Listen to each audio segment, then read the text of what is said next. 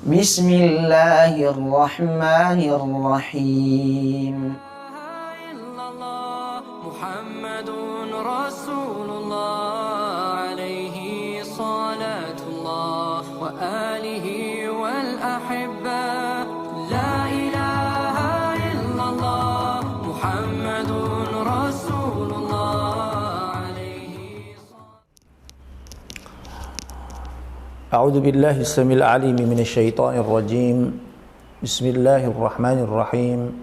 Assalamualaikum warahmatullahi wabarakatuh.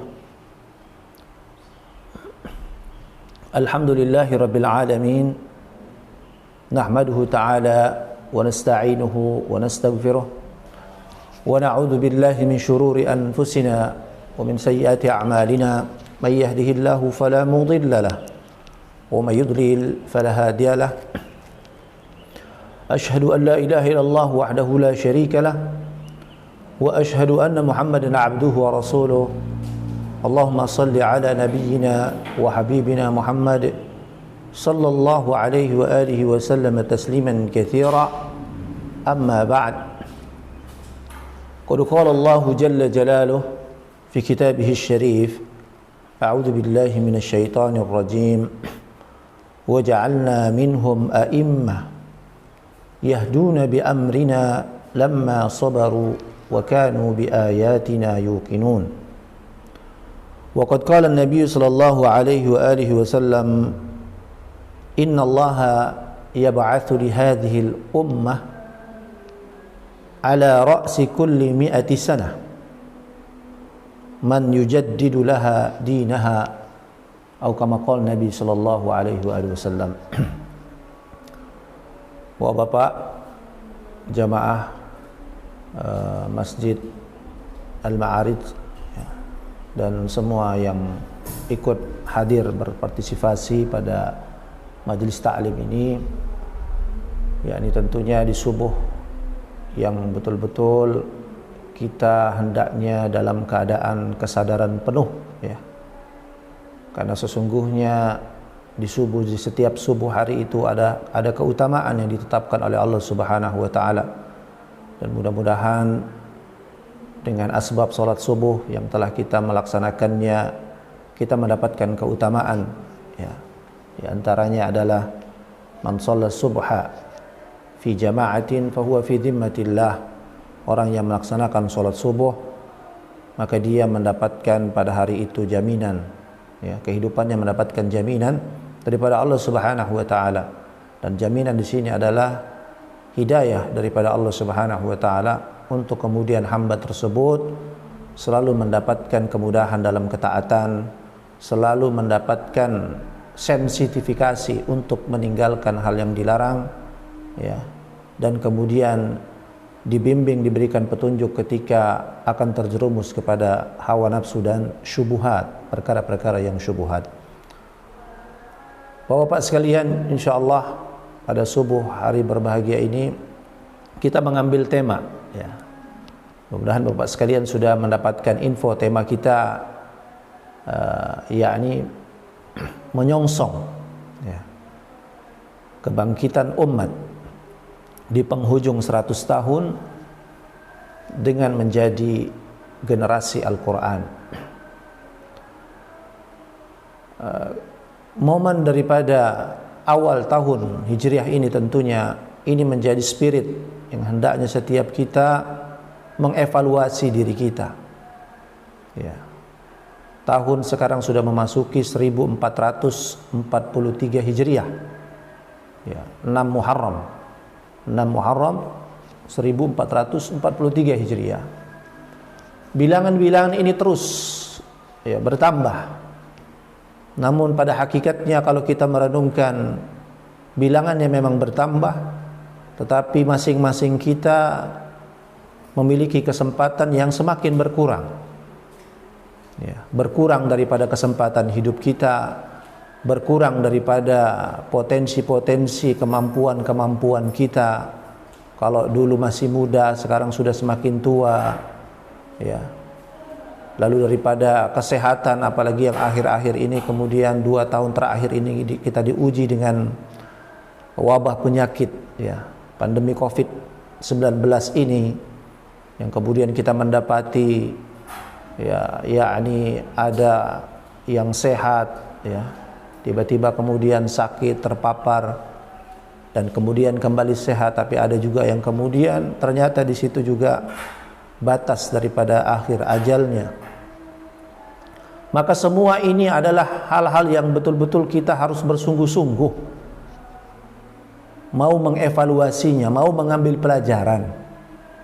Jangan sampai dari hari ke hari, dari bulan ke bulan, dari tahun ke tahun, yang kemudian di situ padahal banyak kemuliaan-kemuliaan yang sudah ditetapkan oleh Allah Subhanahu wa taala, dan juga ada konsekuensi di situ, ada keputusan-keputusan Allah Subhanahu wa taala, yang kemudian apakah kita akan menjadi orang-orang yang mendapatkan kemuliaan semasa hidup kita, semasa kesempatan yang diberikan oleh Allah, atau kemudian keputusan pahitnya, yakni kita tidak mendapatkan kemuliaan itu. Waliyadu billah, kalau sampai kepada kehinaan, kepada azab, ya. Maka perkara-perkara yang kemudian perlu kita perhatikan, terutama yang berkaitan daripada tema yang kita angkat, kita coba mengangkatnya dan kita coba meretasnya. Karena permasalahan dunia Islam pada saat ini betul-betul memerlukan daripada para pemimpin yang betul-betul terbukti loyalitas mereka, terbukti kekuasaan mereka secara maksimal, diupayakan untuk meninggikan syiar-syiar agama Allah Subhanahu wa taala, yang kemudian pada dekade di zaman ini kita sangat tidak bisa menghindari bagaimana keadaan kaum muslimin, ya. Apalagi dengan kemajuan teknologi saat ini, kita betul-betul tidak memiliki alasan di hadapan Allah Subhanahu wa taala.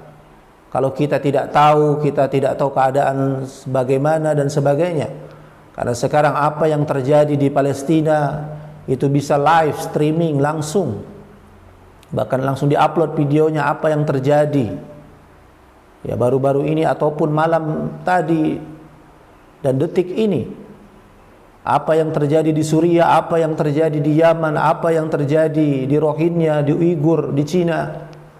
Bagaimana keadaan-keadaan kaum muslimin yang mereka di bawah rongrongan kezaliman daripada orang-orang yang memang mereka membenci daripada kaum muslimin. Mereka membenci kaum muslimin secara terang-terangan, ya. Dan mereka memang selalu memikirkan ingin meredupkan daripada cahaya Allah Subhanahu wa taala. Maka kemudian coba kita mentadabburi daripada ayat Allah Subhanahu wa taala yang kemudian ini mudah-mudahan bisa menjadi jawaban apa sesungguhnya yang harus kita lakukan. Bagaimana sesungguhnya kita hendaknya mengarahkan diri ini, membimbing diri ini, anak dan istri kita dan orang-orang yang di bawah tanggungan kita, untuk kemudian mau berkumpul memikirkan, bersepakat, ya, merubah diri ini, merubah cara pandang hidup kita. Dan inilah sesungguhnya masing-masing kita punya tanggung jawab untuk menasihati, melakukan ini. Karena sesungguhnya hakikatnya seorang yang bertauhid kepada Allah, dia harus memperhatikan selalu bagaimana kondusivitas dirinya terhadap hak-hak Allah Subhanahu wa taala, bagaimana kondusivitas dirinya dalam mensikapi apa yang menjadi hak kitabnya Allah Subhanahu wa taala, yakni Al-Qur'anul Karim, kalamullah jalla jalaluh. Lalu bagaimana juga perkara yang berkaitan dengan haknya Nabi sallallahu alaihi wasallam, hak para pemimpin kaum muslimin dan hak kaum muslimin secara keseluruhannya. Dan itulah Nabi sallallahu alaihi wasallam menegaskan ad-dinun nasihah. Ya, agama ini adalah nasihat. Lalu para sahabat bertanya kepada Nabi sallallahu alaihi wasallam, "Qulna liman ya Rasulullah?" Nasihat untuk siapa ya Rasulullah? Maka Nabi sallallahu alaihi wasallam menjawab, "Qala lillahi wa li kitabihi wa li rasulihi wa li a'immatil muslimina wa 'ammatihim." Dan ini adalah 5 poin yang memang terpenting untuk senantiasa setiap seorang yang bertauhid kepada Allah, dia hendaknya menasihati dirinya. Ya. Dan nasihat ini adalah bagian daripada hal yang senantiasa harus dimurnikan, harus dipahamkan, harus diperingatkan. Jangan sampai yakni sejak umur akil balik kita, perjalanan hidup kita, bahkan sampai umur 40 tahun, 50 tahun, atau mungkin sudah ada yang sampai 60 tahun, apa yang kemudian seharusnya diri ini kita senantiasa menasihati diri kita pada 5 hal ini, ternyata kita belum jua menjadi orang-orang yang terbukti menasihati diri kita. Ya, karena lawan daripada nasihat adalah bisa kita katakan menipu. Ya. Karena orang-orang yang kemudian dia tidak menasihati sesuatu yang sebagaimana apa yang dimau oleh Allah dan Rasulnya, karena apa sesuatu yang diputuskan oleh Allah Subhanahu wa ta'ala daripada syariat-syariat ini adalah mutlak kebaikannya. Maka Allah menginginkan kita selalu menasihati diri kita kepada hal-hal yang sudah mutlak kebaikannya ini. Lalu kepada hal-hal yang syubhat, apalagi hal-hal yang di situ sudah jelas akan menipu kita. Ya, maka lawan kata daripada nasihat adalah menipu. Karena iblis sendiri pernah kemudian menyatakan dirinya menasihati kepada Nabi Adam alaihissalam. Ya. Ketika dia menyatakan yakni sesungguhnya ya, ma nahakuma rabbukuma an hadhihi syajarah, jadi sesungguhnya kalian berdua, yakni Nabi Adam dan Hawa, ketika di surga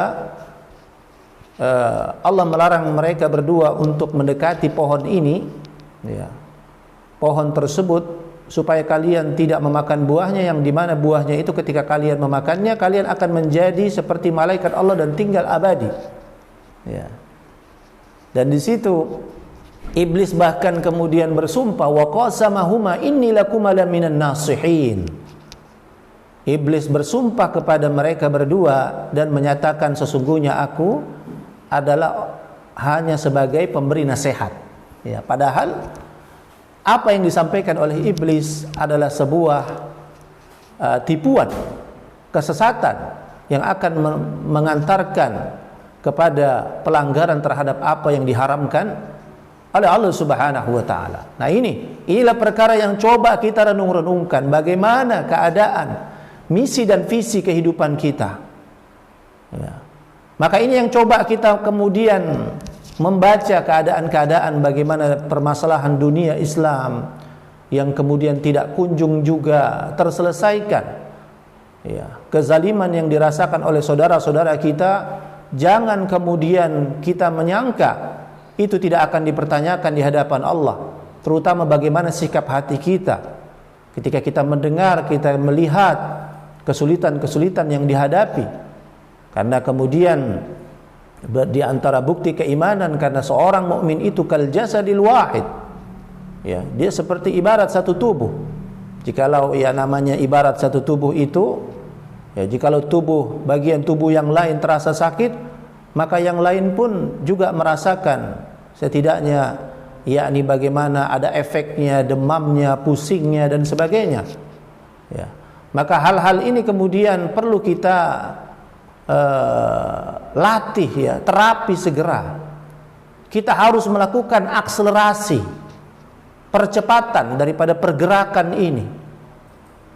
Apatah lagi kemudian Nabi SAW menyatakan, innallaha yab'atsu li hadhil ummah ala ra'si kulli mi'ati sanah man yujaddidu laha dinaha. Rawahu Abu Dawud. Nabi SAW bersabda, dan ini adalah bagian bisyarah daripada Nabi SAW terhadap umatnya, berita gembira, ya, nubuwah daripada Nabi SAW, yakni menyatakan sesungguhnya umat ini Allah Subhanahu wa ta'ala akan memunculkan, memunculkan di setiap penghujung 100 tahun seseorang yang kemudian akan membangkitkan kembali, memperbaharui kembali atau mengembalikan daripada kemuliaan syariat Allah Subhanahu wa taala, kemuliaan kaum muslimin.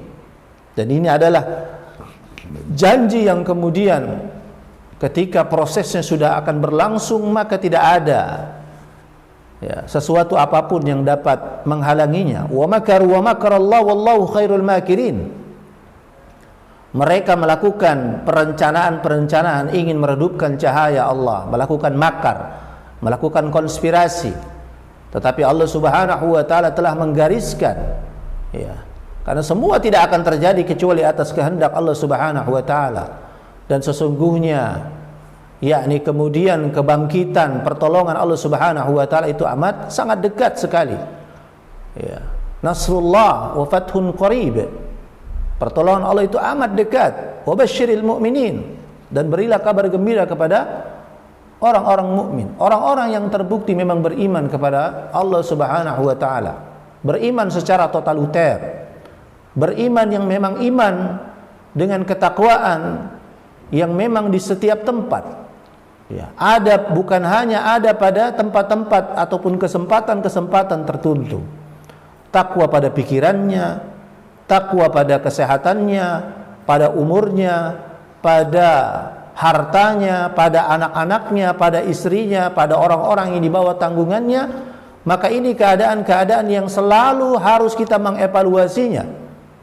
Karena di antara kata para ulama, permasalahan fitnah yang melanda pada kaum muslimin adalah bukan tidak adanya orang-orang soleh, bukan tidak adanya lagi orang-orang yang mau menyembah kepada Allah Subhanahu wa taala.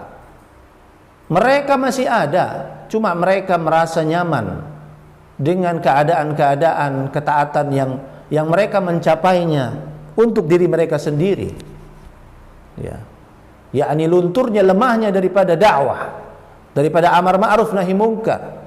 Dan bisa jadi keadaan-keadaan yang kemudian kesulitan yang kita hadapi saat sekarang ini, apalagi wabah yang menyeluruh pada bumi pada saat ini, maka sesungguhnya itu juga sudah diisyaratkan Nabi SAW. Di antara permasalahannya adalah lemahnya daripada dakwah amar ma'ruf nahi munkar. Nabi SAW menyatakan, "Idza dhahara al-ma'asi fi ummati ammahumullahu bi'adzabin min 'indi." Jikalau kemaksiatan itu sudah merajalela pada umatku, dan ini berarti bisa kita simpulkan kenapa kemaksiatan merajalela, berarti kurangnya orang-orang yang berdakwah.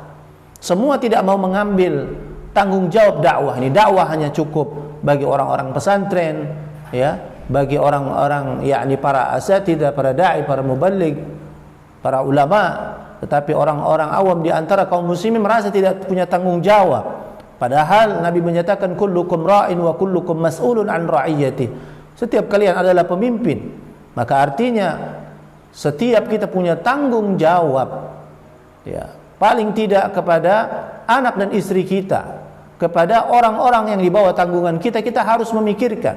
Orang-orang yang di bawah kekuasaan kita, kita harus memikirkan. Ketika mereka adalah seorang yang bertauhid kepada Allah, seiman, seislam dengan kita, maka harus dikondusifkan dalam keadaan ketaatan kepada Allah. Jadi jangan malu-malu untuk kemudian mendakwahkan misalnya kepada bawahannya, untuk mengajak sholat, maka ini juga bagian-bagian daripada bukti, kita mengambil peran dakwah di situ. Apalagi biasanya, ini berbeda dakwah yang kemudian untuk para karyawan, jikalau bosnya atau direktur utamanya yang mengajak untuk sholat subuh secara berjamaah misalnya, ngajak majelis ta'lim misalnya, maka itu memiliki pengaruh yang lebih besar dibandingkan ajakan-ajakan yang kemudian selevel dengannya. Nah, ini juga hal-hal yang perlu kita tumbuhkan. Makanya kemudian Allah Subhanahu wa taala dalam Quran surah As-Sajdah betul-betul memberikan, menginspirasi kepada kita semua ketika kalian memang ingin mendapatkan keutamaan daripada kemunculan pemimpin ini. Makanya judulnya menyongsong, menyongsong kebangkitan umat ini. Di penghujung 100 tahun ini, kenapa kemudian hitungan ini Ya, tema ini kemudian kita coba mengangkat dan menjelaskannya, karena kalau kita coba menghitung-hitung, yakni daripada bilangan Masehi, ya, bilangan Masehi, yakni daripada keruntuhan pemimpin dunia Islam di tahun 1924 ya di Turki, maka sekarang sudah tahun berapa ini Pak? Sudah tahun 2021 ya. Berarti sudah sekitar 97 tahun ya. Ya, jadi bilangan 97 tahun ini kalau dari segi bulan Masehi, dari tahun Masehi, maka kita memang berada sudah di penghujung 100 tahun. Ya. Tapi kemudian kalau dalam bilangan Hijriyah, ya, bilangan Hijriyah kalau kita hitung dari keruntuhan Turki Utsmani itu tahun 1342 Hijriyah, ya, 1342 Hijriyah, maka kita sudah melewati Pak. Sekarang 1443 Hijriyah. Ya. Ini udah betul-betul sudah di penghujungnya. Ya, maka di sini coba kita sedikit, artinya memang kita tidak bisa menentukan ya, ini waktu-waktu yang kemudian adalah menjadi rahasia Allah Subhanahu wa taala, atas kehendak Allah Subhanahu wa taala kapan kemudian dia akan memunculkan ini. Tetapi yang perlu kita cermati adalah kita sekarang ini berada pada tahun-tahun proses menuju kebangkitan itu. Dan bahkan kita bisa melihat ya, apalagi kemudian yang kita bisa tadabburi daripada firman Allah Subhanahu wa taala Quran surah As-Sajdah ayat 24. Allah Subhanahu wa taala menegaskan, a'udzu billahi minasyaitonir rajim, wa ja'alna minhum, ya, wa ja'alna minhum a'immah, dan kami akan menjadikan kepada mereka, ya, dan kami telah menjadikan kepada mereka a'immah, para pemimpin. Dan para pemimpin bagi kaum muslimin adalah bisa bermakna pemimpin dan bisa bermakna para ulama mereka. Ya. Yahduna bi amrina. Ya.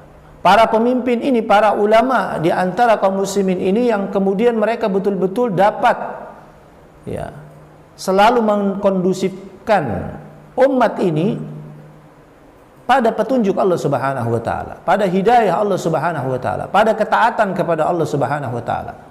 Di dalam tafsir As-Sa'di dijelaskan di sini, berarti Allah Subhanahu wa taala telah menetapkan pemimpin itu ataupun para ulama yang kemudian mereka betul-betul diikuti oleh kebanyakan umat pada waktu itu, sehingga memang betul-betul memberikan pengaruh.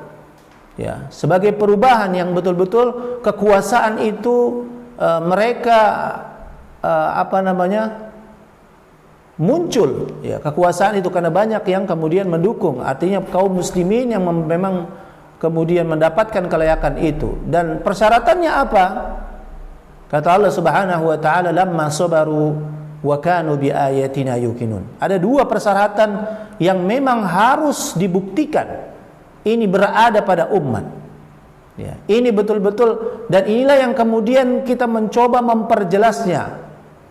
Ya, jangan sampai kemudian kebangkitan generasi, kebangkitan umat ini sudah siap, ya, sudah siap akan muncul kehadapan pada umat saat ini, lalu waliyadu billah karena kegagalan daripada kesadaran dan kepahaman kita atau terlambat kita dalam bersikap, lalu kita waliyadu billah tidak berada pada gelombang dan barisan-barisan itu. Inilah yang kemudian kita harus songsong. Ya. Maka jawabannya apa di sini? Lamma sabaru wa kanu bi ayatina yuqinun. Selama mereka terbukti menjadi orang-orang yang bersabar.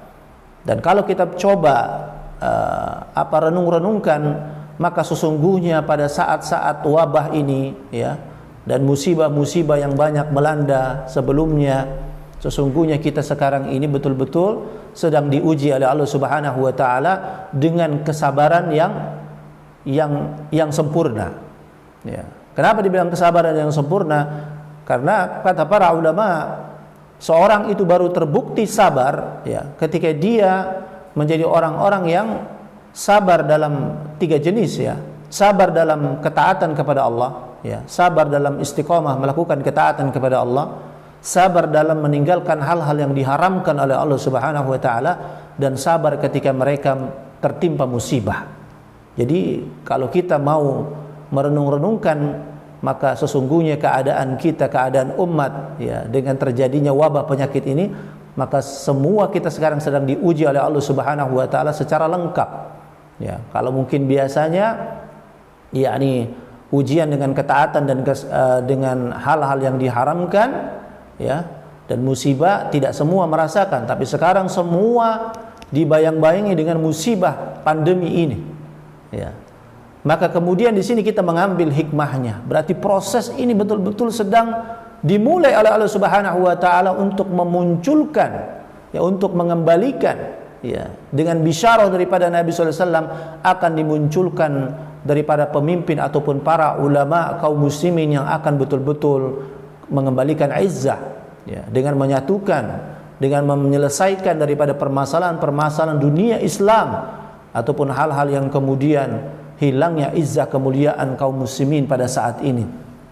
Maka inilah yang kemudian kita perlu rasakan ya, perlu kita sadar-sadarkan kepada diri kita. Lalu kemudian apakah cukup dengan kesabaran-kesabaran ini?